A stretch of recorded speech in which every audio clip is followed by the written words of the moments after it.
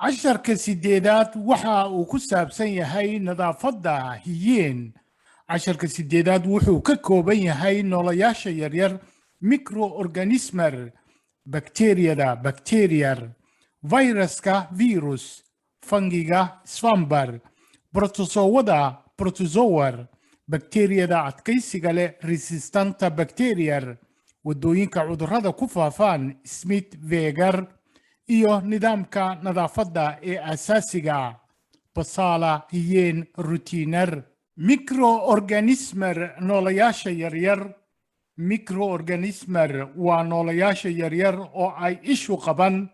tusaale ahaan waxaa ka mid ah bakteeriyada bacteriar, viruska virus, fungiga swambar, protozoada protozoar.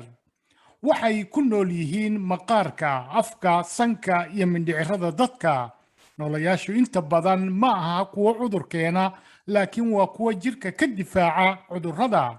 haddii aynu ku horeyno bakteeriyada. bakteeriyadu waa noolo yar oo ka kooban hal unug. cudurro badan ee dadka ku dhaca waxaa keena bakteeriyada, sida caabuqa kaadimareenka iyo caabuqa sanbabada. bakteeriyadu waxay u baahan tahay nafaqo si ay u taranto. bakteeriyadu waxa ay ku noolaan kartaa meel kasta oo ka mid ah adduunka iyo deegaamada adag. bakteeriyadu waxay u tarantaa qaab ah in unugu uu u qaybsamo labo. haddii ay bakteeriyadu hesho xaalad deegaan oo wanaagsan, 20 daqiiqo way tarantaa. taa micnaheedu waxay tahay in hal bakteeriya u tarmi karto 100 malyan oo bakteeriya maalin gudaheed. bakteeriyadu waxay u baahan tahay si ay u taranto nafaqo sida glukoska, heerkul ku habboon iyo biyo. viruska waa noole ka yar bakteeriyada. viruska waa noole ku dul nool noolo kale si uu u tarmo. viruska wuxuu keenaa cudurrada ay ka mid yihiin hargabka iyo calool xanuunka. virusku waa walax yar, ma laha qaab nolol oo waxa uu ku tarmaa inuu ku nool yahay noolo kale. virusku wuxuu cudur u keenaa dadka, xoolaha iyo dhirta. viruska wuxuu u adkaysan karaa qabowga, laakiin wuxuu u nugul yahay kulka. inta badan waxay dhintaan marka uu heerkulku gaaro 60 heer celsius muddo 30 daqiiqo ah. viruska uma nuglo antibiyootikada. fungiga. waxaa jira noocyo badan oo ka tirsan fungiga. qaarkood waxay keenaan cudurro. fungiga waxay u tarmaan iyagoo ah boor. fungiga qaarkood waxay soo saaraan sun.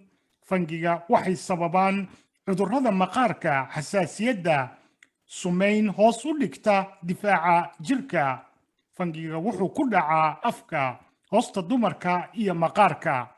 protozoada waa noole ka kooban hal unug sida amebada.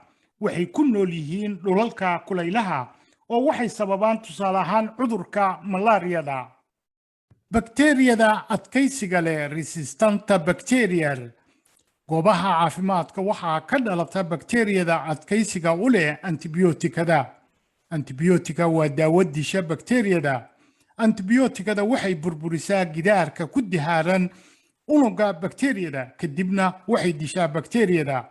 bakteeriyada adkaysiga leh waxay ku guulaysataa inay dhisato gidaar adag oo ay antibiyootikada burburi karin, kadibna waxay adkaysi u yeelataa antibiyootikada.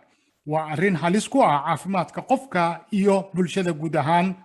dhibaatadan waa arrin aad ugu baahsan, tusaale ahaan waddamada koonfur Ameerika. hase ahaatee waa arrin dhibaatadeedu ay ku yar tahay waddankan Sweden. sababtuna waxay tahay isticmaalka antibiyootikada oo aad ugu yar waddankan Sweden marka loo eego waddamada kale. haddii aynu tusaale u soo qaadano bakteeriyada adkaysiga leh, bakteeriyada loo yaqaano MRSA, methicillin resistant staphylococcus aureus, waa bakteeriyada ku nool maqaarka oo adkaysi u yeelatay antibiyootikada loo yaqaano methicillin. bakteeriyada loo yaqaano ESBL waa enzyme ay yeelato bakteeriyada mindhicirka ka oo awood tira antibiyootikada, adkaysina u yeela bakteeriyada mindhicirka. bakteeriyadan waxay ka dhalataa xarumaha caafimaadka ee lagu daryeelo dadka bukaan socodka. bakteeriyada loo yaqaano VRA, vancomycin resistant enterococcus, waa bakteeriyada enterococcus oo ku nool mindhicirka oo adkaysi u yeelatay antibiyootikada loo yaqaano vancomycin. si loo yareeyo dhibaatadan waxaa loo baahan yahay in la qaado tallaabooyinkan soo socdo. tallaabta koowaad, in la xakameeyo isticmaalka antibiyootikada dadka iyo xoolaha. wadamo badan ayaa siiyo antibiyootiko xoolo caafimaad qabo si ay uga hortagaan cudurrada xoolaha ku dhaca. qodobka labaad, nadaafadda oo la hagaajiyo gaar ahaan xarumaha caafimaadka. qodobka saddexaad, qofka xanuunsan ee isticmaala daawada antibiyootikada waa inuu dhammaysto daawada uusan kala joojin maxaa yeelay bakteeriyada jirkiisa ku hartay waxay yeelan kartaa adkaysi. qodobka afaraad, dadka booqasho ku taga wadamada dibadda ee booqda xarumaha caafimaadka waa inay isbaaraan si aysan u gudbin bakteeriyada adkaysiga leh. qodobka shanaad, sidoo kale bukaan socodyada laga soo qaado gobollada kale waa in iyagana la baaraa. qodobka lixaad, qofka bukaan socodka ee uu ku dhacay cudurka bakteeriyada adkaysiga leh waa in lagu karantiiraa qol gaara.